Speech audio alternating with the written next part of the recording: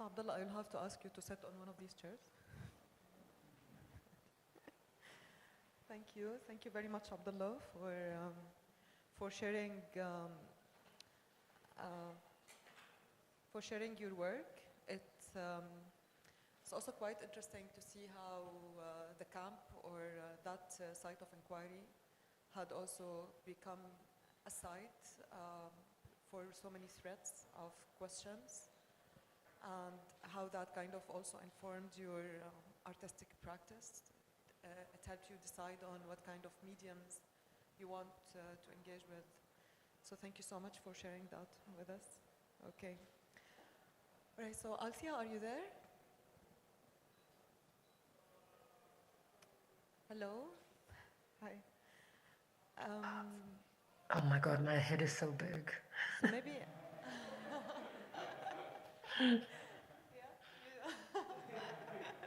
You're the most present in the room. Okay. So I want to open it up to questions. Do you have any questions for... Hello, Dr. Tamer. Hi. So I might have a question also this question extends to Jumana. I found it because the theme of this panel is about grief orients. And I felt like the three of you spoke about your grandparents, and grandparents became kind of anchoring in a particular way. So my question is, does our grief orient us to the past? Can we say that? Or would you have other kind of reflections?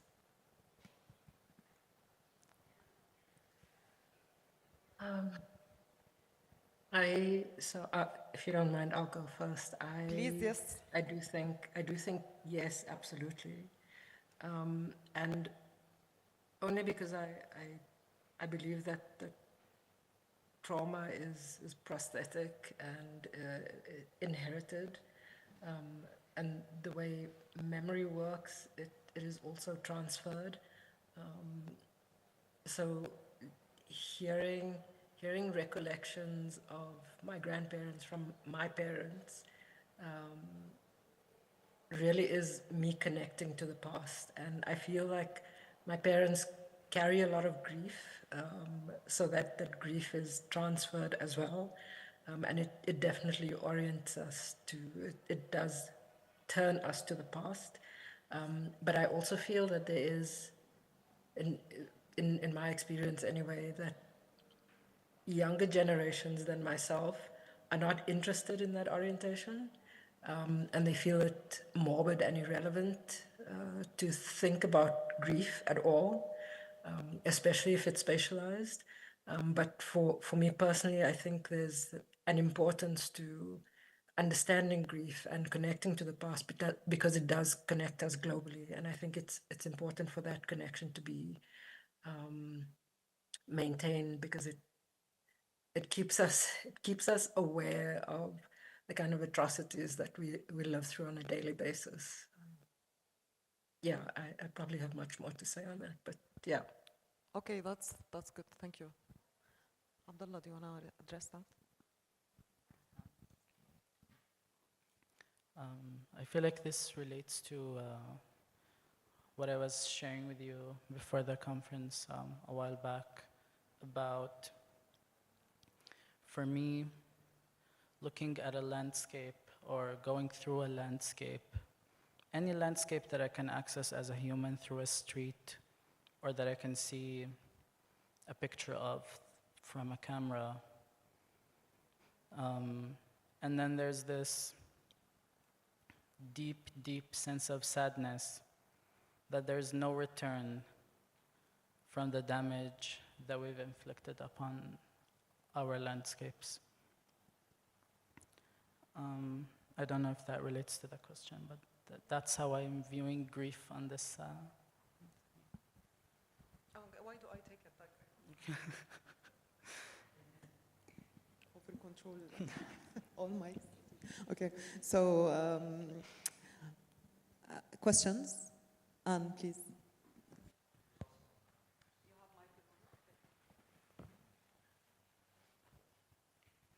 you so much, everybody. That was really fascinating. I have a question to Abdullah. Thank you so much. I really loved your presentation. I have a question, about the Mukhayyam Gaza. So I feel officially Jordan says they haven't taken in huge numbers of new Gazan refugees. But when I was in Jordan last year, I spoke to someone who works with an Islamic charity who told me that actually there are hundreds of people who have come from Gaza over the last 3 years, who have come into Jordan from various routes, and a lot of them have ended up in Mukhayyam Gaza. And I was interested to know whether you've seen any of this and whether you've seen whether the camp has changed over the last 2 or 3 years. Because in a way, this kind of mourning and grieving, this is going on as people also grieve the most recent events. So being called the Mukhayyam Gaza, of course, comes from the fact that most of the residents originate from Gaza there, and so but I'm not aware of any Gazan refugees that came from the last 2 years. I don't know if you have any. Because I'm familiar with Abdullah's research, I think this is an excellent question. That if you plan, probably maybe you can. Yeah, but it's like because I supervise that kind of research. So I think Abdullah's inquiry was more about. I do think this is very much related, but I think he was. In our conversations, I do remember you being more aware of the space itself, like paying attention to that. So his research did not rely on so much of a social kind of scientisty research. Because, but I think that's also very because also the fact that was a bit shocking is that the residents of the camp don't really originate from Gaza. So if you ask them where are you from, he would say, or they would say like Haifa, Lid, Yafa, because that's where Palestinians fled from to Gaza in 1948 before crossing the river. But I believe the Gazans that have been coming to Jordan are, the issue is that they're also eventually forced to go back through the border from here. So I'm not aware of any actually Gazans staying there because they, the legal status is very hard, and even the campus residents only have a 2-year long passport that doesn't allow you to go anywhere. So the legal status of the. And if you can't pass the mic, do you have it? Oh, you already have it. Look at that. Yeah, I just want to comment on your question. One thing I know about Mukhayyam Gaza is, I'm not sure who told me, it was probably a friend, that it's been hosting mourning ceremonies since the war started. So people would be receiving,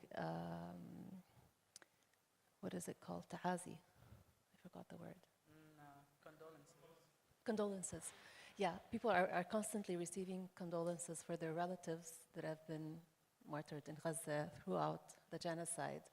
So in a sense, there was a bit of this, I don't know if you witnessed it also, but there was a sense of grief kind of residing in the camp as a result, as much I know.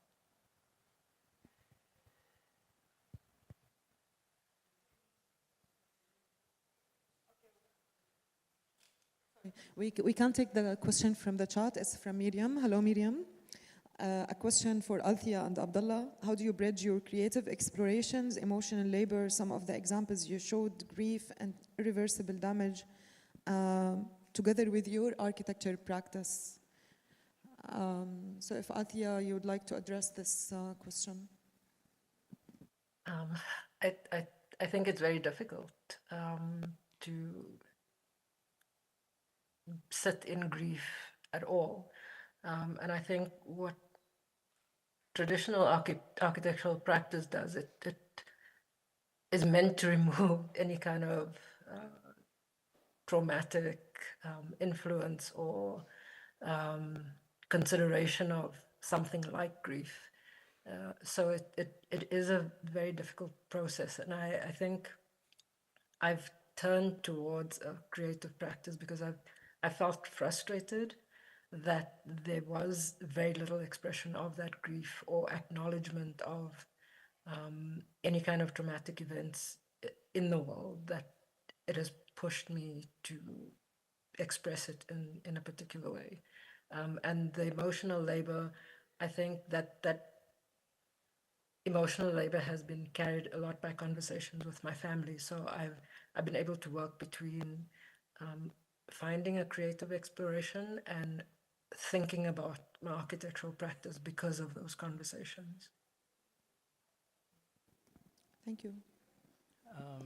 The way I was thinking of my art practice for the last 1.5 years that it's existed anyways, is that I'm reconciling with my parallel architectural practice. That's obviously the design aspect of what I do in life. But then now I am attempting at bridging this gap that I feel like, you know, it doesn't make sense for it to remain. It's going to be through installations, but I'm still trying to figure out how, because it's really tricky with practicing architecture because of the power structure with the clients or the person that pays, and the way that whole system works. So essentially, are we asking someone to pay for an object that criticizes their own existence? So it is a bit tricky, but I'm trying to navigate that currently.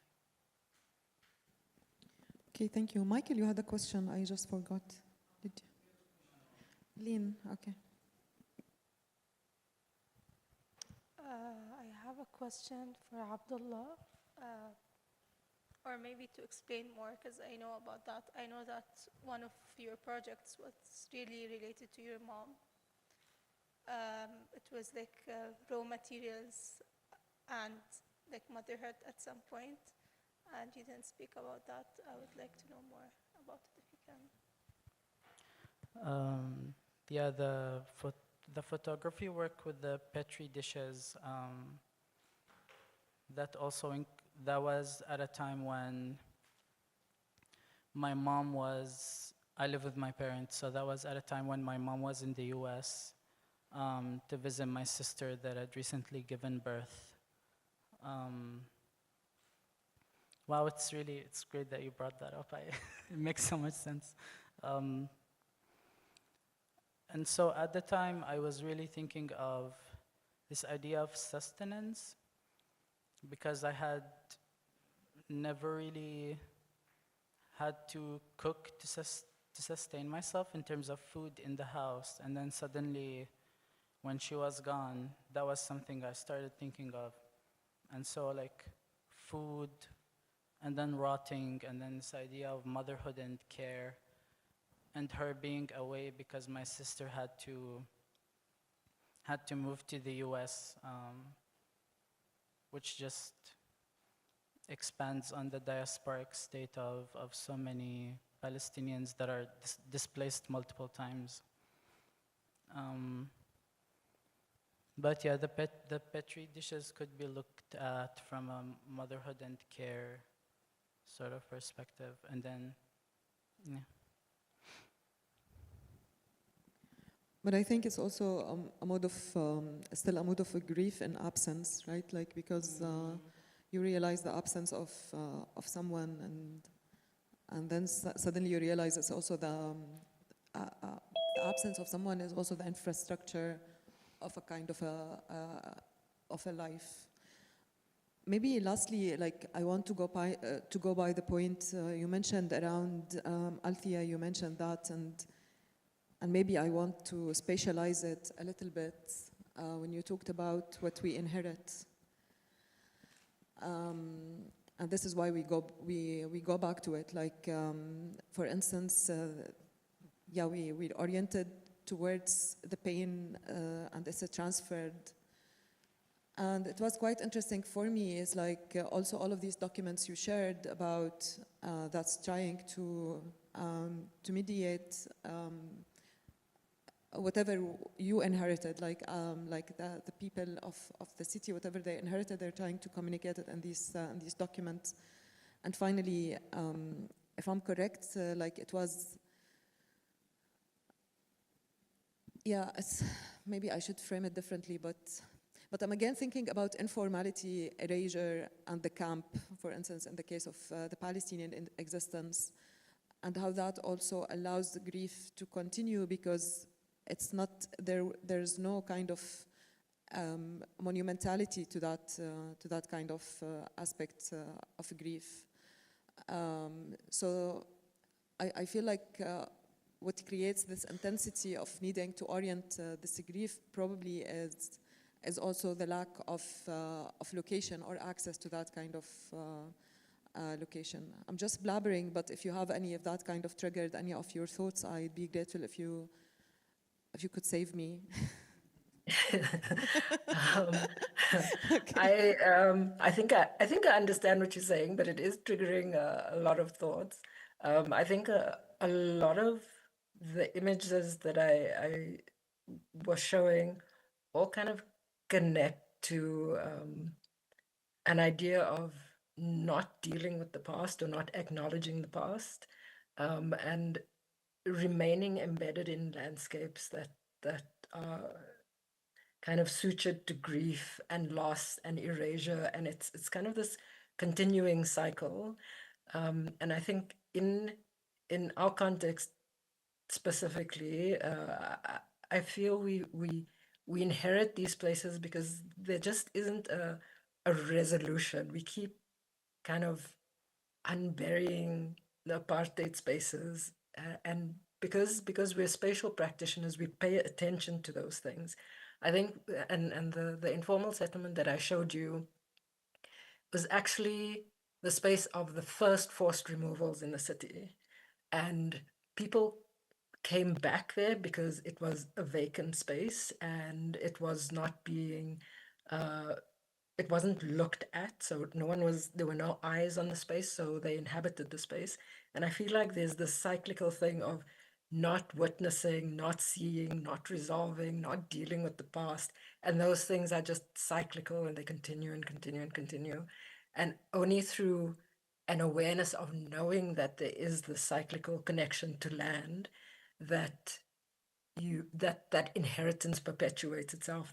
For me, there doesn't seem to be a resolution, but there is this consciousness of this historical thread through what is land, what is inheritance, what is memory, what is grief. All those things interconnect for me.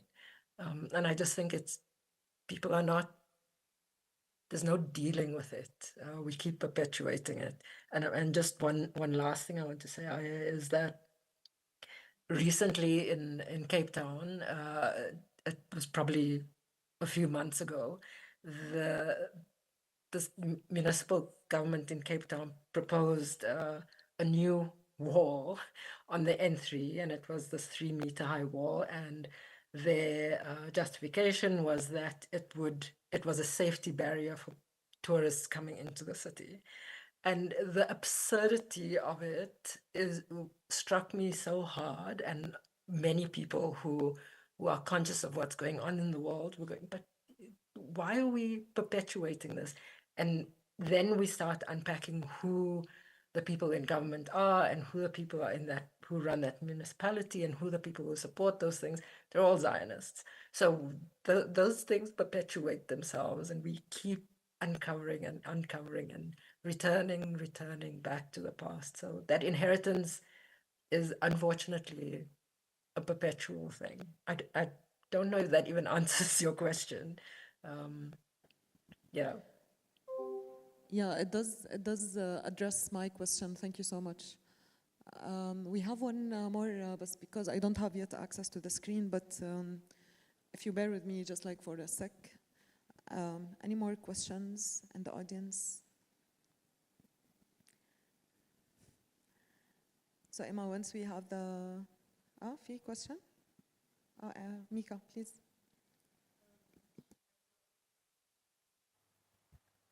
Still formulating this a little bit, but I was just really interested in the role of photography in both of your presentations, of them thinking of, how you presented the images that you took next to these archival photos and how, at least the way they looked on this screen at first glance, it was actually really hard to tell which was which.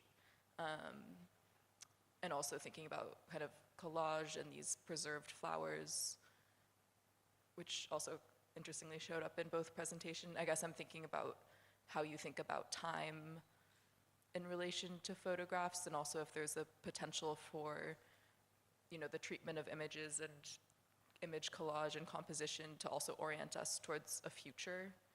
Because, I mean, of course, as we've seen, they, you know, are so deeply in the past, but I was curious about other ways of thinking about the temporality of images in your work.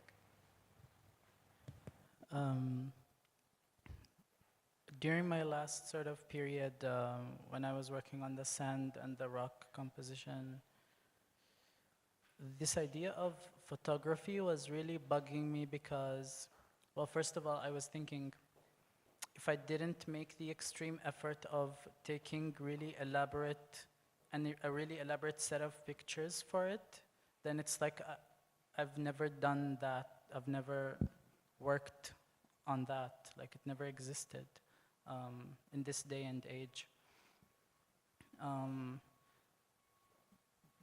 But then somehow it's more important than actually making it. So this was turns out to be that it's more important. But also for me, I think observing landscapes, I need to constantly have my camera readily accessible so I can snap. And then when I get back home is when I can contemplate on everything and then move on to drawing or spatial design. I don't know if that says anything. Thanks for the question. I'm echoing some of what Abdullah said, but I also think Jumana's presentation was maybe the response to that question, because for me the temporality of the photograph is a spatial witnessing, and because there are so few archives, particularly where archives are controlled by one manifestation of power, and people who are erased spatially are also erased in the archive. So photographs are a way to create that archive, but also to access and witness the past. In the photos that I showed, they're very rare in my family because we actually didn't have access to a camera. It was usually a neighbor's camera or someone else's camera.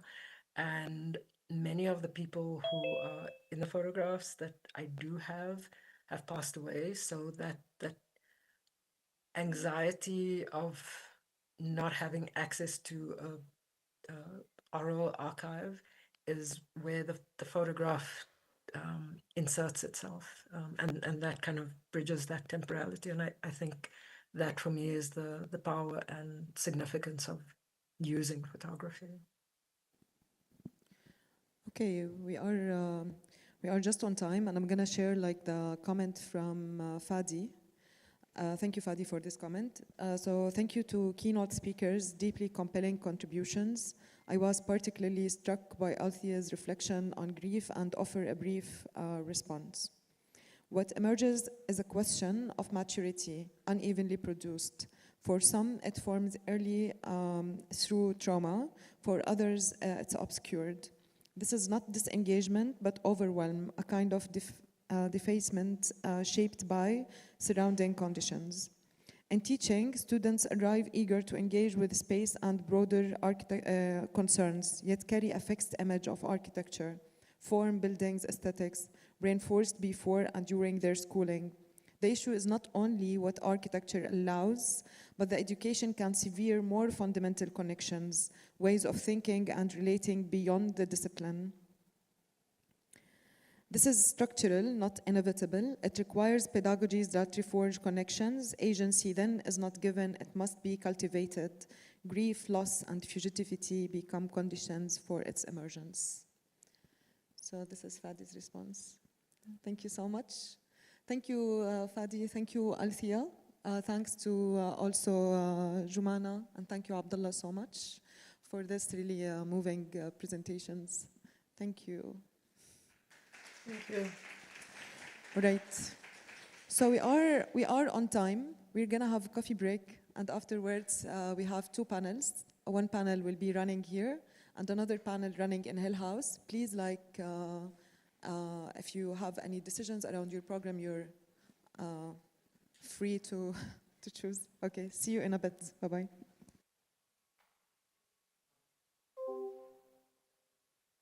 Recording stopped.